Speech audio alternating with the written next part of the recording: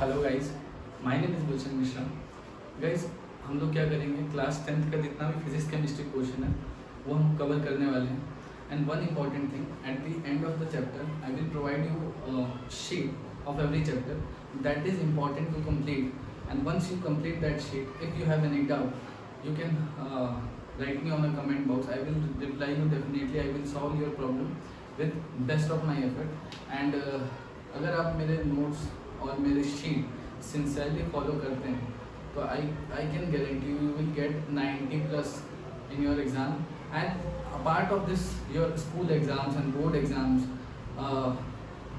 this will be also helpful for your NTSC exams, right? And another competition exam like NSC, GS में भी ये question complete होता है, तो that is very helpful क्योंकि मैं आपका वो लेवल उठा रहा हूँ जो आपके कंपटीशन में आ पाएगा।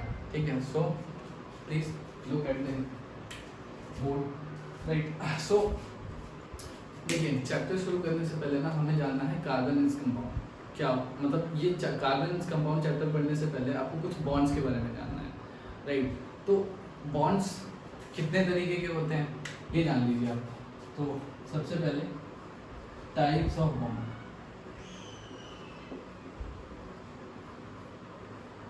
तो 3 तरीके के बॉन्ड पढ़ेंगे आपको, एक आयनिक बॉन्ड,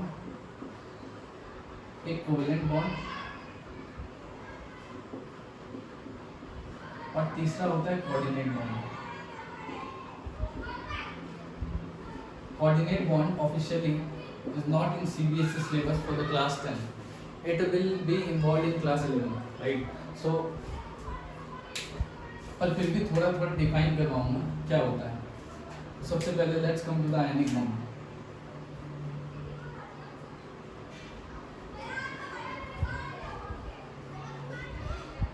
अच्छा, आयनिक बॉन्ड पढ़ने से पहले एक चीज जान लो, क्या आयनिक बॉन्ड पढ़ने से पहले आप जान लीजिए वैलेंसी क्या होती है। वैलेंसी क्या होता है? किसी भी एलिमेंट की combining capacity. It is the number of electron accepted और donated during bond formation. During bond formation, कि किसी bond during ionic bond formation, कि कितने इलेक्ट्रॉन कोई एटम या किसी एलिमेंट का एटम जो है वो इलेक्ट्रॉन एक्सेप्ट या लूज करता है आयनिक बॉन्ड फॉर्मेशन के दौरान, right. So let's come to this confusion की वैलेंसी। वैलेंसी में अगर चलिए मैं आपको ऑब्जर्व करवाता हूँ आप। अच्छा, एक और चीज लिख सकते हैं, it is also called the combining capacity of the element. Combining capacity of the element।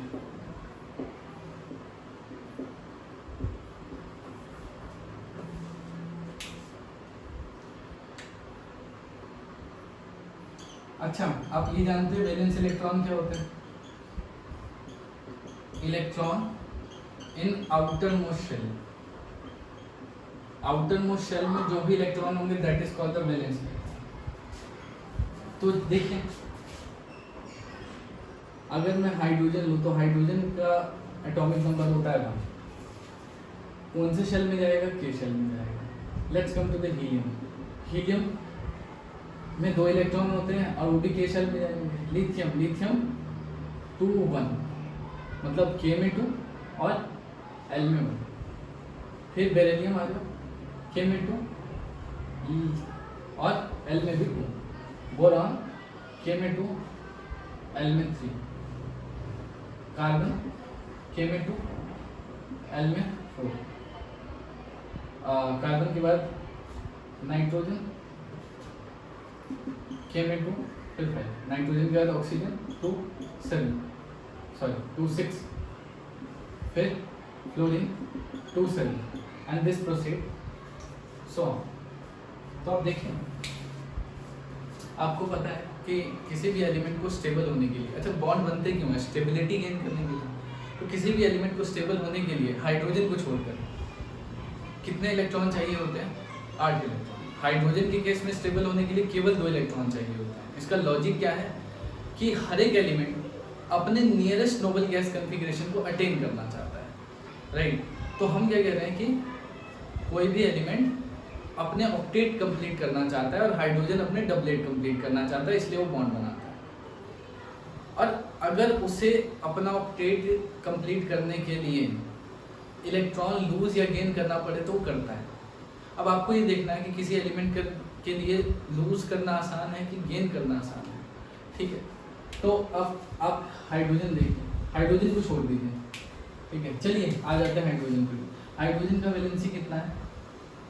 1 है। क्यों? क्योंकि आउटर मोस्ट शेल में 1 इलेक्ट्रॉन है, इसलिए।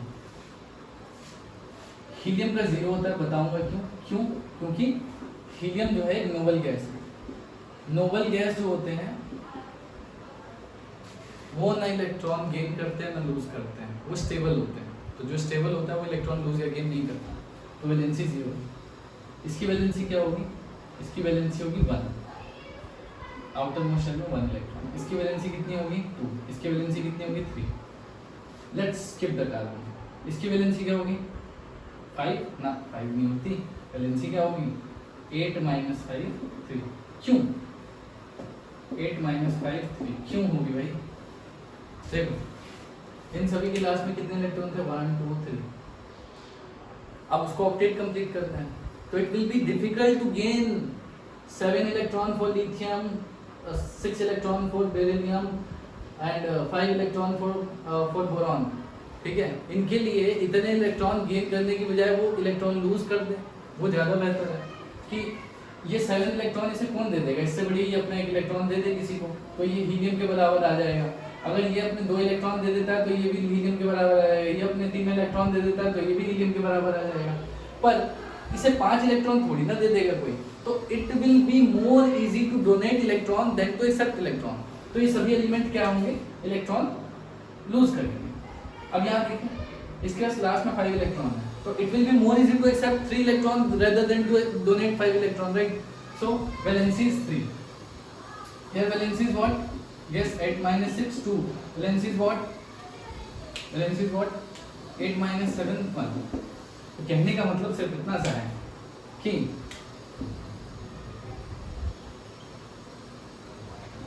up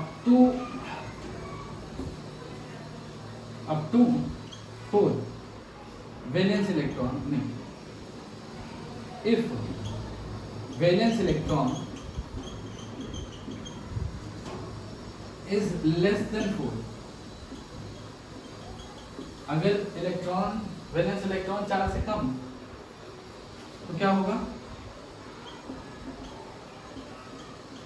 number of valence electron is equal to valency. अगर 4 से कम इलेक्ट्रॉन है वैलेंस शेल में, तो आप देख पा रहे हैं कि वही वैलेंसी है उसकी। क्या वैलेंसी है? Number of electron in outermost shell.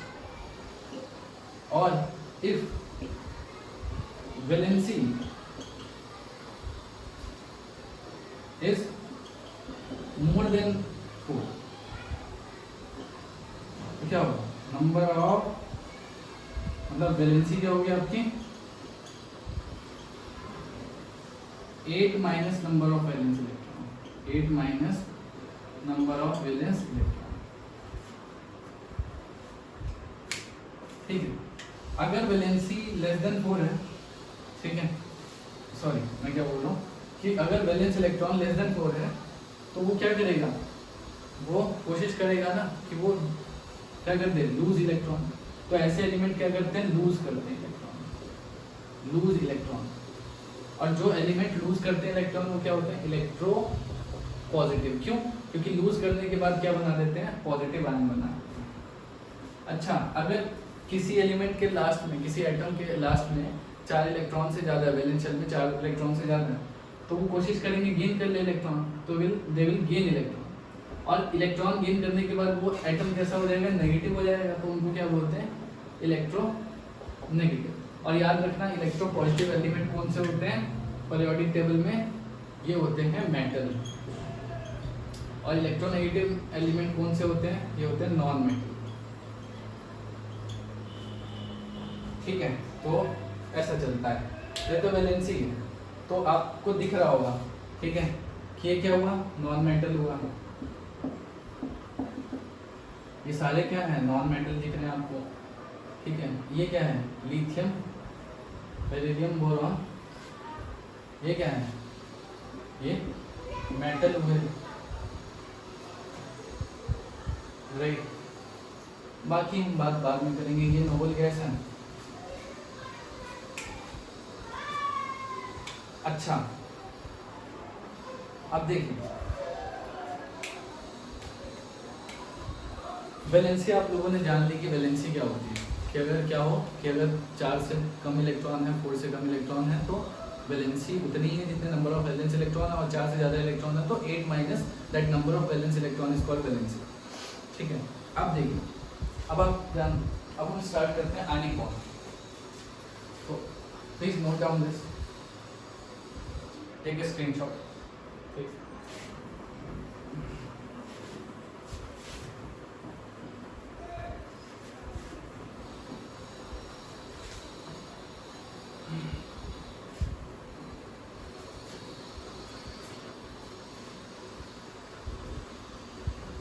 तो अब आते हैं आयनिक बॉन्ड। अब आपको आयनिक बॉन्ड समझना आसान है। आयनिक बॉन्ड क्या होता है, सिंपल बात तुम्हें समझो कि it is form between electron rich element and electron deficient element. Another मैं ये कह सकता हूँ कि आयनिक बॉन्ड जो है वो क्या होता है, इलेक्ट्रॉन रिच स्पीशीज कौन से होते हैं बताओ, मेटल होते हैं। तो मेटल और इलेक्ट्रॉन डेफिशिएंट कौन से होते हैं, नॉन मेटल। अच्छा, मेटल कौन से होते हैं, इलेक्ट्रोपॉजिटिव, और नॉन मेटल कौन से होते हैं, इलेक्ट्रोनेगेटिव। तो इनके बीच में बनने वाला बॉन्ड आयनिक बॉन्ड कहलाता है। इसको डिफाइन कैसे करते हैं, इट इज अ बॉन्ड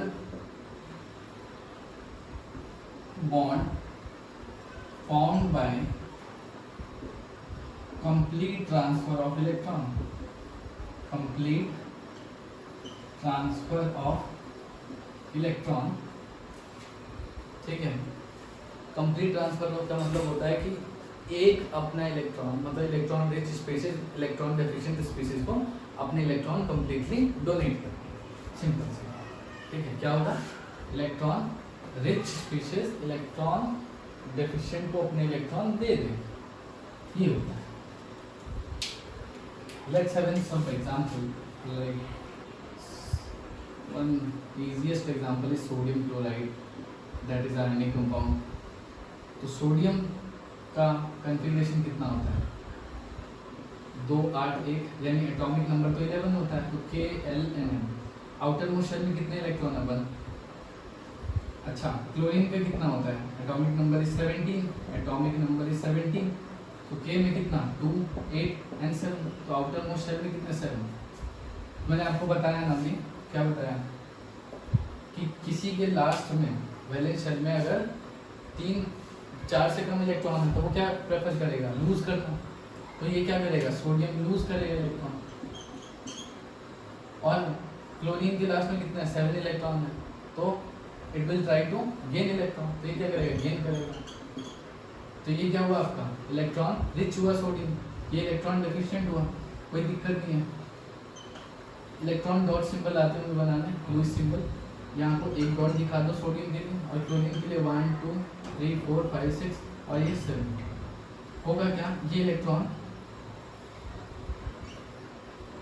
इधर से निकल के इधर आ जाएगा। जैसे ये इलेक्ट्रॉन लूज करेगा, इसके लास्ट में 8 इलेक्ट्रॉन स्टेबल हो गया, तो N इसने अपना इलेक्ट्रॉन दिया तो इलेक्ट्रो पॉजिटिव हो गया, और क्लोरीन है तो उसने एक्सेप्ट किया है, तो क्या हो गया, Cl नेगेटिव हो गया, ठीक है। और देखो इसका 8 कंप्लीट हो गया, 2 4 6 और 7, और एक इसने लिया है तो 8 हो गया, ठीक है। और एग्जांपल देखते हैं, ये तो फर्स्ट एग्जांपल था NaCl। Another example is MgCl2, right? MgCl2 magnesium का जो एटॉमिक नंबर होता है that is 12। Kl electronic configuration M 282 282 282 right. तो मैग्नीशियम के लास्ट में कितने डॉट सिंबल बना दो। क्लोरीन 1 2 3 4 5 6 7 अभी अभी तो पढ़ा, ठीक है। पर होगा क्या कि अगर मैग्नीशियम ने अपना एक इलेक्ट्रॉन इसे दिया तो उसके पास मैग्नीशियम के पास स्टिल 1 इलेक्ट्रॉन बचा हुआ है, तो क्या होगा, एक क्लोरीन और आएगा 1 2 3 4 5 6 7, तो जाकर ये this second electron will donated to second chlorine and there is a bond formed like this कि Mg ने 2 इलेक्ट्रॉन दिए, 2 point chlorine, each chlorine has accepted 1 electron like this. Let's have another example of calcium chloride. I think इतना काफ़ी है, ठीक है। तो मुझे लग रहा और कराने चाहिए पर ठीक है, रहने दो। बाकी आप खुद पे लीजिएगा, lot of example that you can create है। तो ये था आपका आयनिक बॉन्ड। आयनिक बॉन्ड पता चला कैसे बनता है आयनिक बॉन्ड, ठीक है। अब आते हैं कोवलेंट बॉन्ड।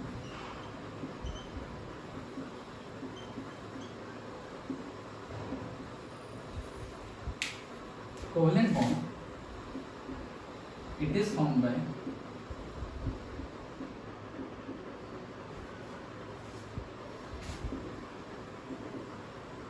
चलो पहले मैं आपको शॉर्टकट में बता रहा हूँ ये कैसे फॉर्म होता है। It is form by electron deficient,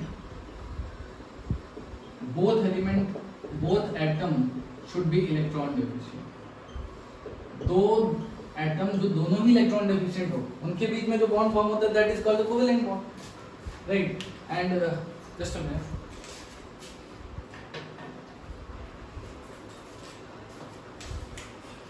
और इलेक्ट्रॉन डेफिशिएंट को हम लोग क्या बोलते हैं बताओ, non metal.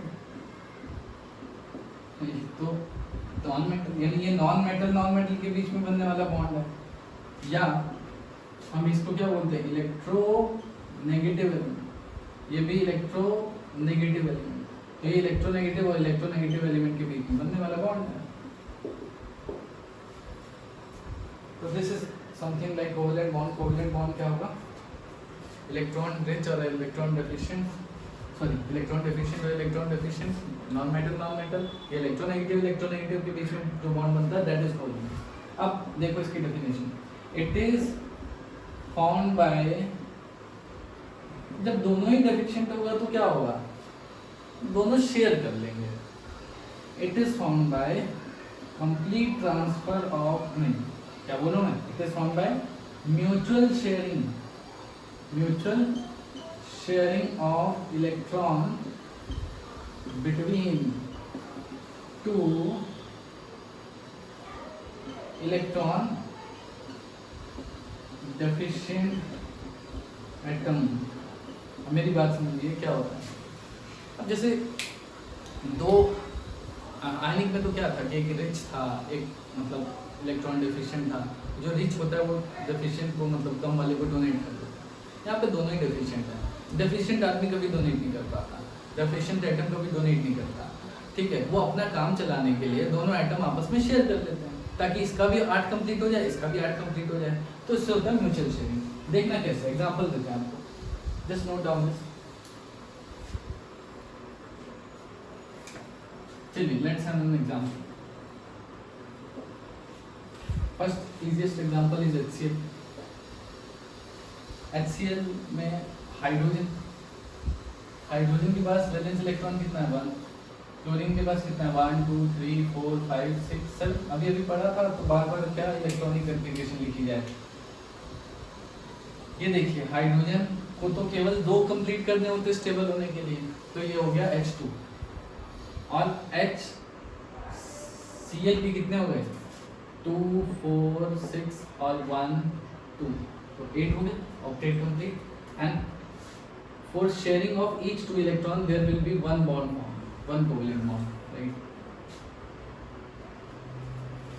Example another like O2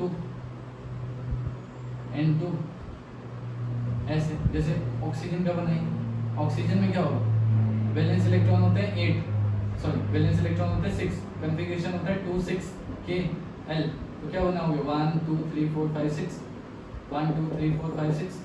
दो इलेक्ट्रॉन इधर रखो, कैसे, यहाँ से उठाइए इधर रख दीजिए, ये दो यहाँ से उठाइए इधर रख दीजिए, ये दो, तो क्या होगा देखिए, ऑक्सीजन 1 2 3 4, इसके दो इलेक्ट्रॉन यहाँ रखे, इसके भी दो यहाँ रखे, 1 2 3 4 5 6, 1 2 3 4 5 6, और सॉरी तो 1 2 3 4 5 6 7 8, ये बन गया और ये बन हो गया। Sharing of each two electron will give rise to one bond, so there are contribution of 4 electrons, so there will be 2 bonds here, 1 2 3 4 1 2 3 4. Let's come to the another example, N2. N2 nitrogen has configuration like 2 5 Kl, so 5 nitrogen 1 2 3 4 5, nitrogen 1 2 3 4 5, valence shell में 5 electron, N कितना होगा 1 2 3 1 2 3, nitrogen 1 2 3 4 1 2 3 4, तो nitrogen 1 2 3, तो sorry ज़्यादा हो गए, तो ये 3 बॉन्ड बनता है, क्योंकि एक 2 इलेक्ट्रॉन के इन्वॉल्वमेंट से एक बॉन्ड बनता है। तो देख लीजिए, अगर नहीं दिख रहा तो प्लीज़ जूम कर देना, दिख जाएगा। तो ये है आपका कोवेलेंट बॉन्ड का एग्जाम्पल। ओके, एक चीज़ और लास्ट देख लो आप आज की क्लास के लिए, कि कोवेलेंट बॉन्ड 2 टाइप के, कोवेलेंट बॉन्ड 2 टाइप।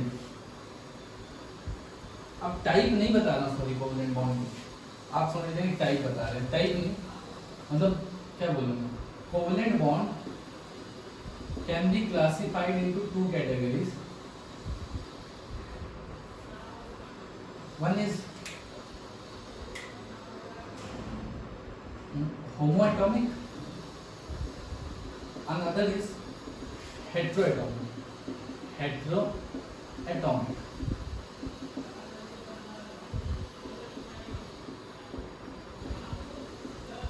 Homoatomic जो होगा, that is the covalent bond formed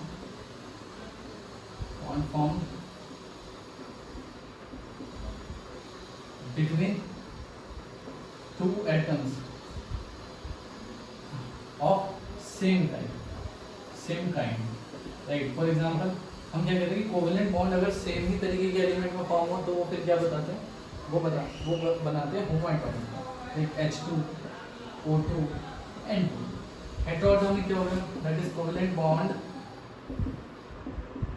formed between 2 atoms of different kind. For example, HCl, H2O, ठीक, H2O का स्ट्रक्चर बना के दिखाएं क्या? लो, ऑक्सीजन कितने वैलेंस इलेक्ट्रॉन 1 2 3 4 5 6, ठीक है। हाइड्रोजन के पास 1 इलेक्ट्रॉन, हाइड्रोजन के पास यहाँ भी 1 इलेक्ट्रॉन, तो ऐसा कर दीजिए, यहाँ से हटा दो और यहाँ नीचे लगा दो। अब होगा क्या, हाइड्रोजन अपना 1 इलेक्ट्रॉन इस ऑक्सीजन के इलेक्ट्रॉन के साथ छोड़ देगा, यहाँ भी हाइड्रोजन की डबलेट कंप्लीट हो गया, और इसका देखो, अरे सॉरी, यहाँ से पूरा कवर कर दिया, तो ये बन गया HO और H, ठीक है, और 2 ऐसे इलेक्ट्रॉन। अच्छा, जो इलेक्ट्रॉन ना पार्टिसिपेट नहीं करते ना, ये नॉन पार्टिसिपेटिंग इलेक्ट्रॉन